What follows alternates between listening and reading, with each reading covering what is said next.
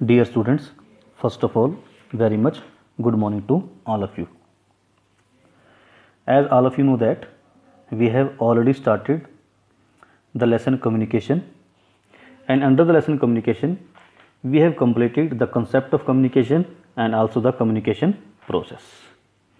Right now in this video we shall discuss one another topic that is called types of communication.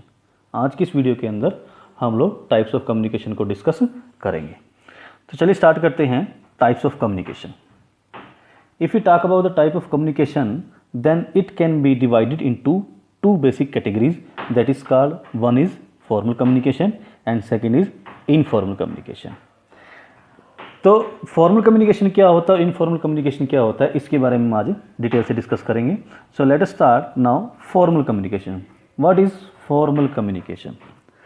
It refers to the communication within an organization that is officially sanctioned. I repeat, it refers to the communication within an organization that is officially sanctioned. Mean to say, formal communication refers to interchange of information officially. मैं आपको फिर repeat करता हूँ, थोड़ा सा और detail में जाके समझते हैं इस पॉइंट को कि फॉर्मल कम्युनिकेशन के अंदर क्या होता है। जो इन्फॉर्मेशन एक्सचेंज की जाती हैं, इन्फॉर्मेशन जो एक से दूसरे व्यक्ति की तरफ ट्रांसफ़र की जाती हैं, वो ऑफिशियली ट्रांसफ़र की जाती हैं। उनके लिए एक प्रेस्क्राइब्ड पाथ एस्टेब्लिश किया जाता है कंपनी के अंदर, ऑर्गेनाइजेशन के अंदर, और उस पाथ को फॉलो करके ही इन्फॉर्मेशन को भेजा जाता है। In fact, the flow of communication is controlled and is a deliberate effort. Mean to say जो टोटल जो कम्युनिकेशन है, जो फ्लो ऑफ कम्युनिकेशन, उसको कंट्रोल किया जाता है और डेलिबरेटली एस्टेब्लिश किया जाता है, जानबूझकर एस्टेब्लिश किया जाता है कि इस प्रोसेस के थ्रू इस तरह से इंफॉर्मेशन मूव करेगी from one person to another person. अगर हम अदर वर्ड्स में कहें तो formal communication is basically the through proper channel communication. इसका अगर अदर नेम डाल जाए, अगर अदर नेम बोले कि अदर वर्ड्स में कहें कि इसका दूसरा नाम क्या होगा, वो नाम होगा थ्रू प्रॉपर चैनल कम्युनिकेशन, को हम फॉर्मल कम्युनिकेशन का नाम देते हैं। चलिए डिस्कस करते हैं इसकी फीचर्स ऑफ फॉर्मल कम्युनिकेशन की। The first feature is oral and written.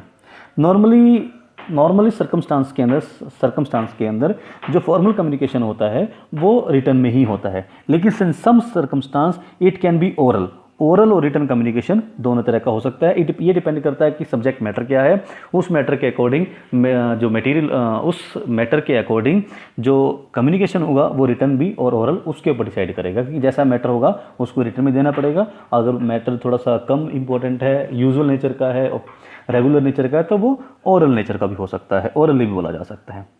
दूसरी बात करते हैं formal relations. This communication is adopted among those employees where formal relationship have been established by the organization. Basically जो इस तरह का जो कम्युनिकेशन होता है वो जिन व्यक्तियों के बीच में जो इन्फॉर्मेशन एक्सचेंज होती है वो दोनों ही व्यक्ति फॉर्मली कंपनी के अंदर एस्टेब्लिश किए जाते हैं, उनकी डेजिग्नेशंस कंपनी के अंदर एस्टेब्लिश की जाती हैं, और जो सेंडर है और रिसीवर है दोनों का कोई ना कोई कंपनी के अंदर डेजिग्नेशन होता है। उसी डेजिग्नेशन के अंदर वो उसी डेजिग्नेशन की लिमिट्स में रहते हुए अपने मैसेज को वो इंटरचेंज करते हैं।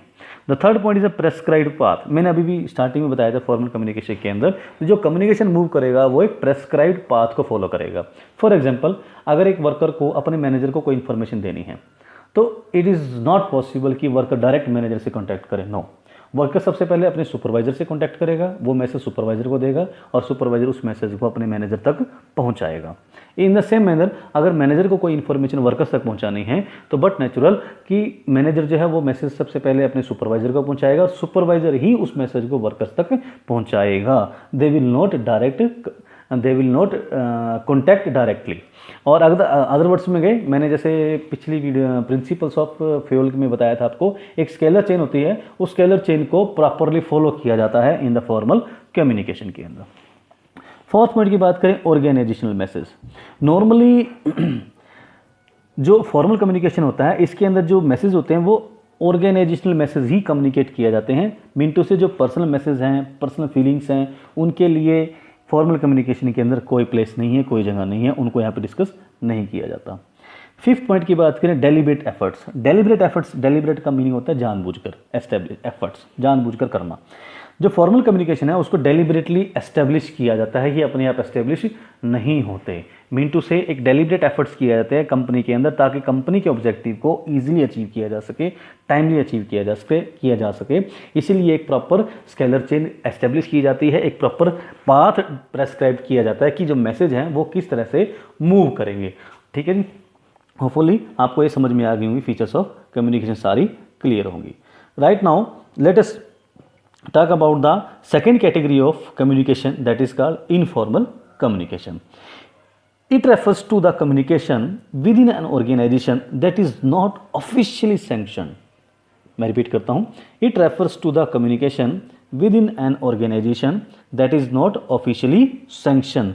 ऐसा कम्युनिकेशन जिसको कि कंपनी की ऑर्गेनाइजेशन ने एस्टेब्लिश नहीं किया है, सैंक्शन नहीं किया है, फिर भी एक कम्युनिकेशन वहाँ पे सिस्टम सेट हो गया है, जिसको हम क्या कहते हैं, इनफॉर्मल कम्युनिकेशन कहते हैं। अदर वर्ड्स में कहें तो informal communication refers to the interchange of information unofficially, मतलब इंफॉर्मेशन इंटरचेंज हो रही है लेकिन अनऑफिशियली हो रही है, ऑफिशियली नहीं हो रही है।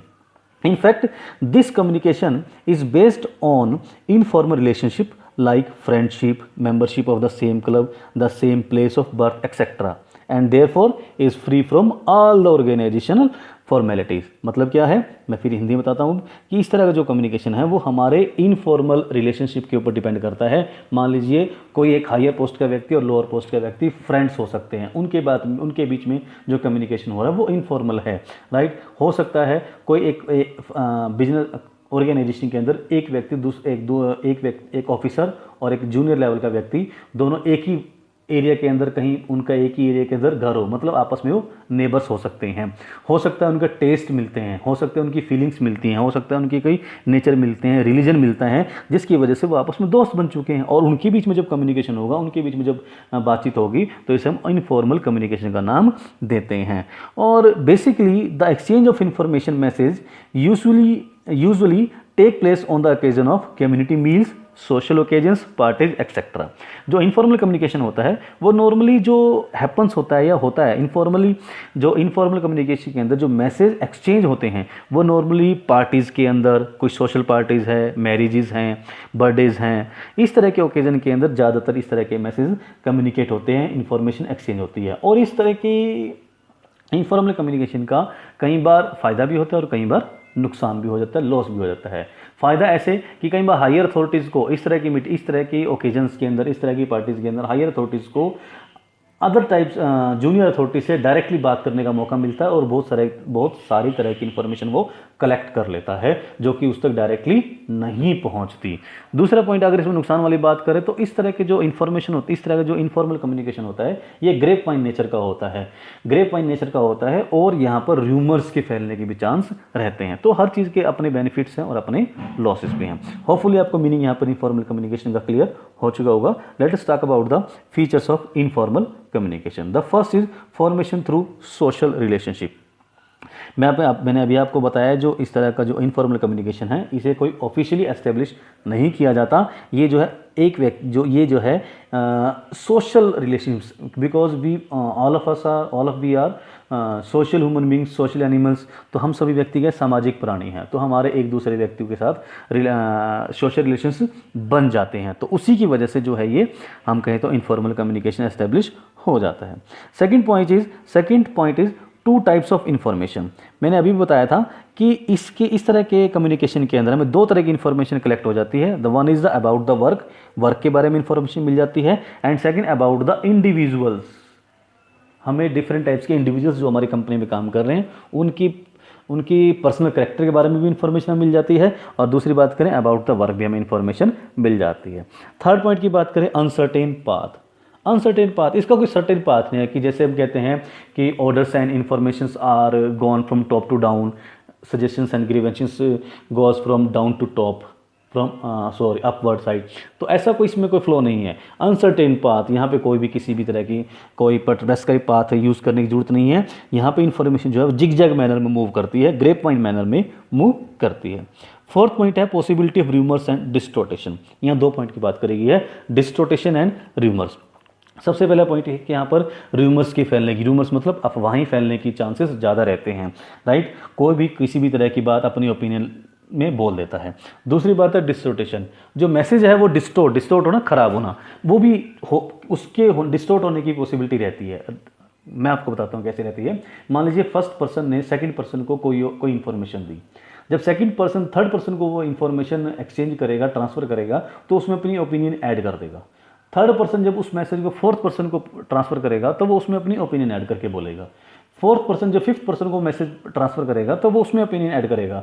होपफुली जब वो मैसेज फर्स्ट से फिफ्थ तक पहुंचा तो क्योंकि सेकंड थर्ड फोर्थ व्यक्तियों ने, तीन व्यक्तियों ने उसमें क्या कर दिया, अपनी ओपिनियन ऐड कर दी। ऐड करने की वजह से इट इज़ पॉसिबल कि वो जो मैसेज जिस मैनर में भेजा गया था from first person to fifth, वो मैसेज वहाँ तक पहुँचते पहुँचते उसका मीनिंग ही बदल जाए, मतलब सारा मैसेज क्या हो गया, वहाँ पे डिस्टॉर्ट हो गया। तो इस तरह के जो इनफॉर्मल कम्युनिकेशन होता है उसके अंदर र्यूमर्स की और डिस्टोर्टेशन की प्रॉब्लम रहती है। Fifth point is a quick rely. इसकी बहुत प्रॉब्लम है कि इनफॉर्मल कम्युनिकेशन के ऊपर बहुत जल्दी से विश्वास कर लिया जाता है, जिसकी वजह से इन्फॉर्मेशन जो है र्यूमर्स बनने के चांसेस ज़्यादा रहते हैं। होपफुली आज की वीडियो में आपको फॉर्मल कम्युनिकेशन और इनफॉर्मल कम्युनिकेशन बड़े अच्छे समझ में आया होगा। At last I thanks to all of you. Thank you.